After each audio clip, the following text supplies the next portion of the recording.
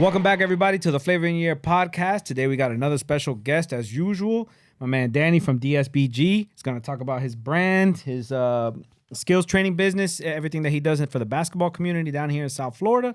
We got a very good, interesting story for you today. Hopefully an inspiring one. And Yes, sir. Let's kick it in.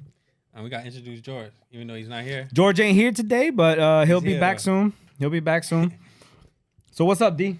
Chilling, man. So Grinding. How we get into this podcast? Again, it's a motivational podcast, right? We like to tell people stories, their journeys. People see you do a lot of stuff on your social medias, stuff that you do with WNBA players, with kids from the community here, whether it's girls or boys. Yeah. Camps and people always want to see like how people got there. The story to get there, right? It wasn't just overnight. Yeah. Like it isn't for everybody else. Everybody's got to grind. Everybody's got to work. We had Andrew on here. Yeah. Who talked about kind of like he does the same thing, and it took him 5 or 6 years before he got to a certain point, right? And so we want to know your backstory. How did this all begin? Obviously, I'm gonna assume you were a baller. You played ball in high school, stuff like that. Yeah, I played at South Miami, and then I transferred to Calusa Prep right after they won states. Okay. And then So you played for Fowler? Yeah, that's my guy. Okay. Tim Fowler. Yep. That's my guy. Then I went off to college in Chicago. Too cold. I broke my thumb. Okay. So I left Chicago and I transferred to a JUCO in Cali, and I was doing good. Just my grades weren't right. Yeah. I had some D1s there and like in this area, like the South, but my grades weren't right. So that's why even all the kids I preach to now is just like, it's not just about your talent. It's about taking care of your academics and stuff. So, so after that, even after my JUCO 2 years, I had an opportunity to go play in China, but my passport took too long. I needed to get there in 2 weeks, and I never had a passport. Yeah. It was something late. My assistant coach at the JUCO, he hooked me up with the agent, and it was like something quick. And then I had to expedite my passport, but it got there like 2 days later, and it was nothing you could do. They had to grab somebody else. So after that, I started coaching at Ferguson girls, and then we went to states that year. We were like one of the top team in Florida, in 6A. Yep. And then after that, I went back to South Miami. My alumni, you could say, with Coach Doc. And we went to states first year, and then regional finals the second year. Yeah. And then after my first year at Ferguson, I started training them individually a lot over there, but I never took it real serious. Like it was just my players, like people that I know. And then once I got to South Miami, I started getting more like gym time, and I was just like, and then I had a really good group. Like my JV group was super tough. Right. And I just took it more serious. I started training them. Then other people started reaching out, can I train? So I started training a lot of the top high school kids. And then I started training some players, FIU players. And then it just kept going. Then I obviously was training my best friend, Erica, in her high school jersey right now. Yep. And then it just took off. People see the work. People see what the kids that come to me, they put in the work, and they see the development. Yeah, so other people just started coming, and then same thing with WNBA players. They saw Erica, how every year her percentages, her points, everything went up. So and then obviously like I became cool with a lot of WNBA players, so they just saw that, and then on top of me just being genuine and cool, they just gravitated to her, and then I started training them also. So the training. So like obviously we have someone like Andrew here, or even Shaw that coaches college and high school and stuff. For someone like you, did you find more fulfillment in training than in actual coaching? Because you coached, and then you coached at Ferguson for a while, and you coached at South Miami, right? Yeah. You found more fulfilling in one than the other, and that's why you gravitated towards that? I kind of left coaching because I really didn't want to become a college coach or anything. I just did it because I love helping people out. Right. And then training, I'm still helping you, but I don't have that commitment to go to practice every single day, deal with the coaching drama in here. Like if you coach at one school, all of these people don't like you because Coach Doc wasn't liked by a lot of people. They could say whatever, but a lot of people don't like him. So, because he wins a lot, and then, just being there as a coach, people didn't like me just because I was coaching at South Miami. It's just like, just get to know me, like, yeah. So, that, and then they don't pay nothing. Right. You get $1,300 as an assistant coach. Yeah. And so it's like I can make that in like 4 months.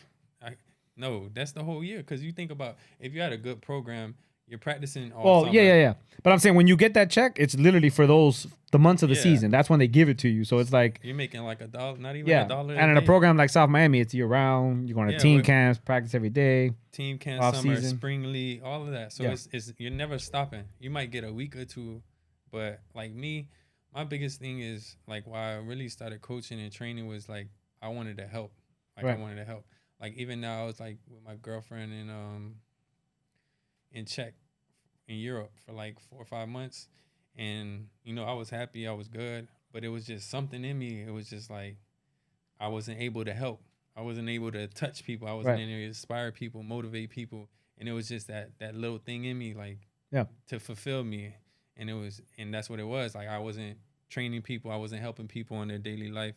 I wasn't motivating people. I wasn't grinding with my brand, shipping stuff out, doing everything. Yeah. So like that's a journey for me that I love. Like I embrace that. I don't want people to do stuff for me.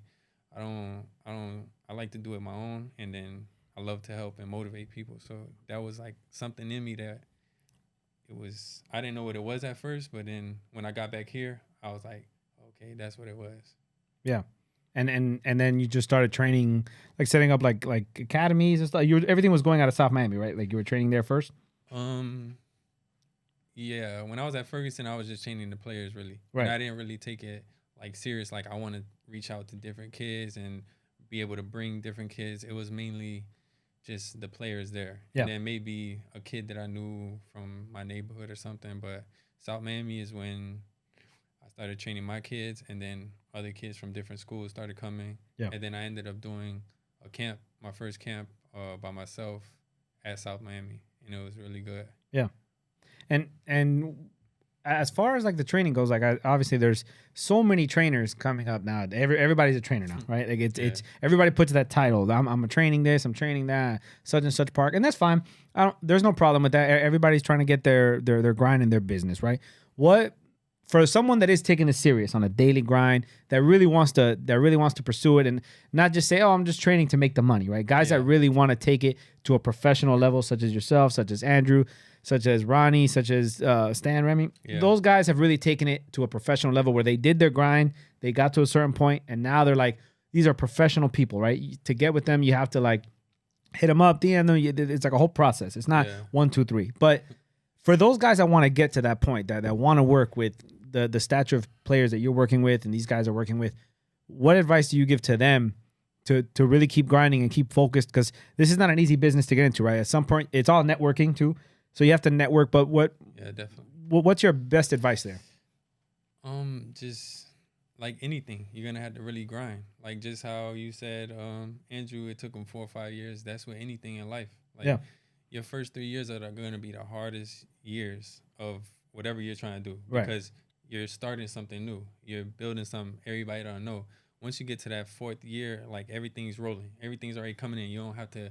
I mean, you still got to put that grind in no matter what, but it's like you don't have to do all the extra stuff that you had to do your first couple of years, because your first couple of years, you're reaching out, you're doing all of this, you're marketing, you're trying to get as many people as you can. By your 3rd, 4th year, they know your name, they know what you do, they know who you produce, who you helped, who you developed. So it's kind of like, everybody just knows. It's like a snowball effect. But I would just say just grind super hard, really know what you're doing, and just be around basketball a lot, because I go to games all the time. And even though like being a coach is a great help with training, because you understand like what a coach is thinking also. Right, just exactly. As a trainer, you like, oh, your coach sucks because he didn't do this. Like, but you got to also think about what the coach is thinking. What has that player done? Yeah. It's a lot of different things that go into it. So coaching definitely helps your training. And how you could develop this kid in his program or whatever they're trying to do for him.